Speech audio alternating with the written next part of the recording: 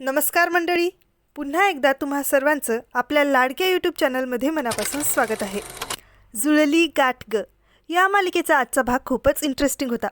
सुरुवातीलाच आपल्याला असं दिसतं की जरा राग शांत झाल्यावर धैर्य गाडी घेऊन त्याच्या घरी पोहोचतो, पण त्याला घरात जायची इच्छा होत नसते. ही सावी मला सोडून निघून का जात नाही असं म्हणत तो गाडीतच बसून राहतो. तर सावीसुद्धा रूममध्ये धैर्याची वाट पाहत असते. इतका उशीर झालाय, धैर्य अजून घरी आले नाहीत असं म्हणून तिला त्याची खूप काळजी वाटत असते. आधी ती विचार करते की ज्या माणसात साधी माणुसकीसुद्धा नाही त्याची काय काळजी करायची, पण तिचं मन कसलं मानतंय. शेवटी प्रेम तर आहेच ना. सावी जसा जसा वेळ जात असतो तशी तशी काळजीने हैराण होत असते. ती धैर्यला रात्रभर कॉल करते, पण उपाशीच खूप वेळ कार चालवून दमलेला धैर्य गाडीतच गाढ झोपी गेलेला असतो. त्याला मोबाईलची रिंगसुद्धा ऐकू येत नसते. सकाळ होते.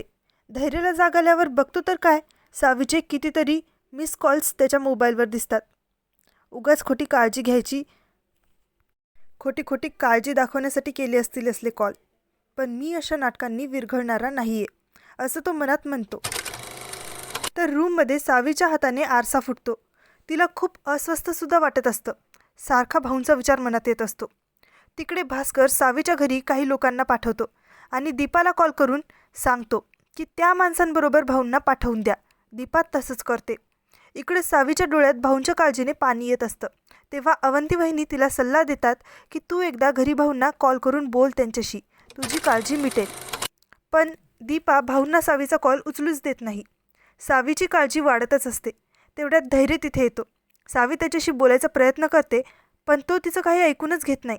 उलट तिच्या हातात एक चिठ्ठी देत म्हणतो की 50 माणसं जेवायला येणार आहेत, त्यांच्यासाठी काय बनवायचे ते या चिठ्ठीत लिहिले आणि हे सगळं करायला उशीर व्हायला नको, आणि निघून जातो. तेव्हा अवंती वहिनी सावीला घरी जाऊन एकदा भाऊंना भेटून यायला सांगतात. तर तिकडे दीपा भाऊंना त्या अनोळखी लोकांच्या स्वाधीन करून भास्करला काम डन झालं म्हणून सांगते. काही वेळानंतर सावीची आई चहा देण्यासाठी भाऊंच्या खोलीत जाऊन पाहतात, तर काय, भाऊ खोलीत नसतात. दीपाला विचारल्यावर ती काहीच माहीत नसल्याचं नाटक करत असते. इकडे भास्कर त्या माणसाला सांगतो, त्या भाऊंना पन्हाळा रोडवर नेऊन सोड, त्याची सगळी बडबड कायमची बंद करायची वेळ आली आहे. तिकडे सावीची आई सावीला कळवते की भाऊ कुठेच दिसत नाही आहेत.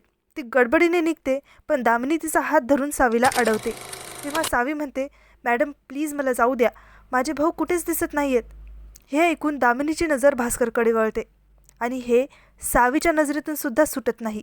पण यावेळी भाऊंना शोधणं जास्त महत्त्वाचं असतं, म्हणून ती लगेच घरी पोहोचून आईला धीर देते.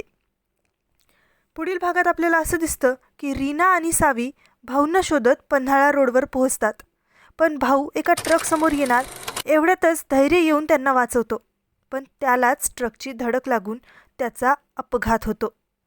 आता पुढे काय होणार हे पाहणं खूप इंटरेस्टिंग असणार आहे.